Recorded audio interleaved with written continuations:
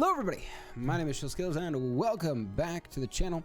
Today is another recorded episode of Nerd Cave News and welcome back.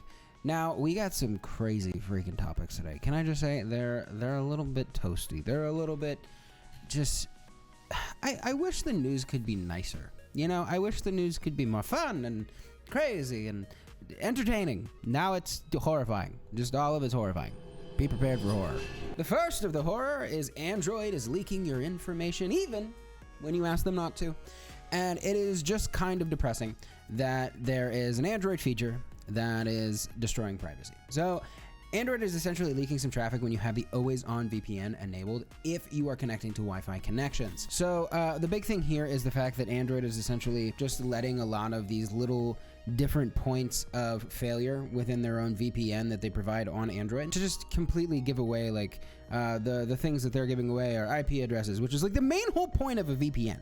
Is a virtual private network. That's what VPN stands for, virtual private network. And having a non-static IP address is kind of the whole point of a VPN, and being able to explore the web without being tracked, which is what an IP address does. And it also gives away DNS lookup information, HTTPS traffic information, as well as NTP traffic information, meaning it knows where you're going. And the whole point of a VPN is to not know where the user is going. So the fact that Android built in this feature and it has so many holes and people don't see that within the actual settings menu of the function and the feature is terrifying. While it is not a major data breach in Google's own words, it is still a horrifying thing that you are producing a product and producing a feature within that product that doesn't understand the own technical jargon of which you are trying to provide.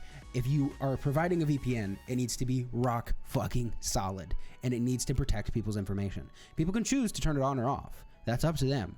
But if you are giving them the option for a VPN, it needs to be an ironclad wall, and the fact that you're just okay with it not being one is horrifying. Shame on you, Android. I don't say it often enough. Shame on you. Change your shit. The next news is kind of interesting, and then it gets kind of horrifying, and I'll explain it. It's kind of a two-parter. So let's start with the fun first part, which is the fact that somebody made Doom playable again on something it shouldn't be playable on, which is Windows Notepad. For those of you who don't use Windows or have never used Windows Notepad, it's essentially just a text document editor app where you just, you know, throw text in and you can save it as a document file. It's essentially Word without all the bells and whistles. And getting Doom playable on this thing with a graphics engine at 60 FPS is kind of hysterical. Let's look at this on Twitter. Now, it's completely garbage. Let's be completely honest with ourselves. But the fact that it's working kind of a little bit at all is hysterical. So I love that. I think it's a phenomenal innovation, and I think it's just good fun. You know what isn't good fun? Growing a brain in a test tube and then making it play Pong. What is happening? Okay, AI is taking over the world, right? We get that. Robots are going to take over eventually. But the fact that we're growing brain cells and then playing Pong with them. Okay, I'm not one to say that one should not play God, because if there's an innovation that can help humanity, this is a good thing. But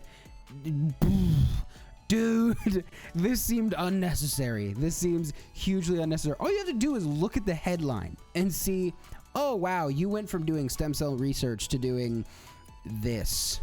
You're making a brain that you grew in a lab, which is sentient apparently, play Pong. So they essentially grew brain cells in a dish, and they're essentially testing a oh god, what is the thing called? How do you say that? Microcephaly. It made a child say that. So essentially they were using the test tube grown brains to treat how do you say that?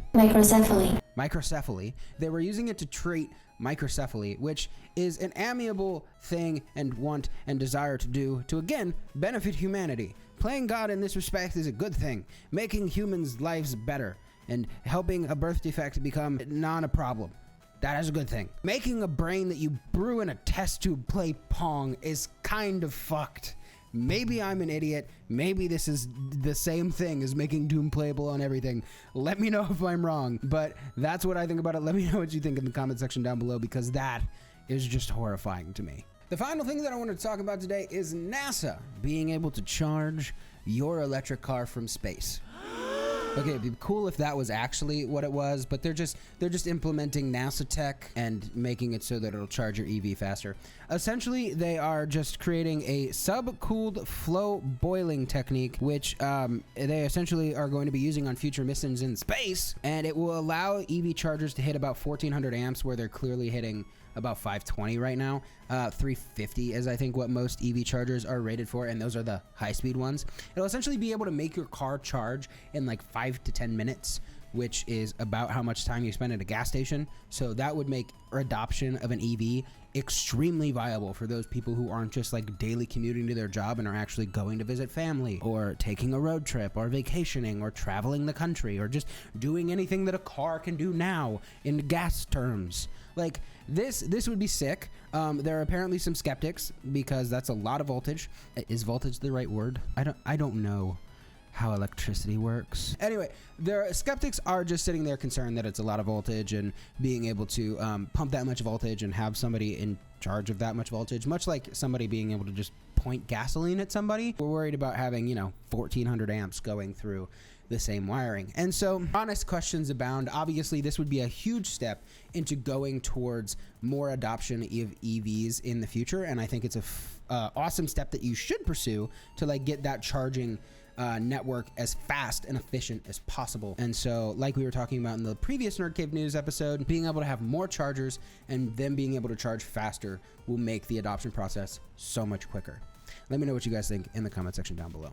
So thank you so much for watching another episode of Nerd Cave News. If you like this video, go ahead and give it a like, and let me know why you liked it in the comment section down below. I want to hear you guys' interaction on all these topics, because I can just sit here and pontificate at you, but that's not what this is all about. It's a community that we're trying to build, and in respects to that, go ahead and check out the Discord invite link down below in the description to join our Discord community so we can continue to have more conversations. You get to know when more videos are coming out, get early access to certain content, and know immediately when I live stream, so that you can be there and be present within our community. And if you like what you see all around in our community, go ahead and click that subscribe button and hit that notification bell so that you can see more videos in the future. Thank you so much for watching, and I will see you in the next one.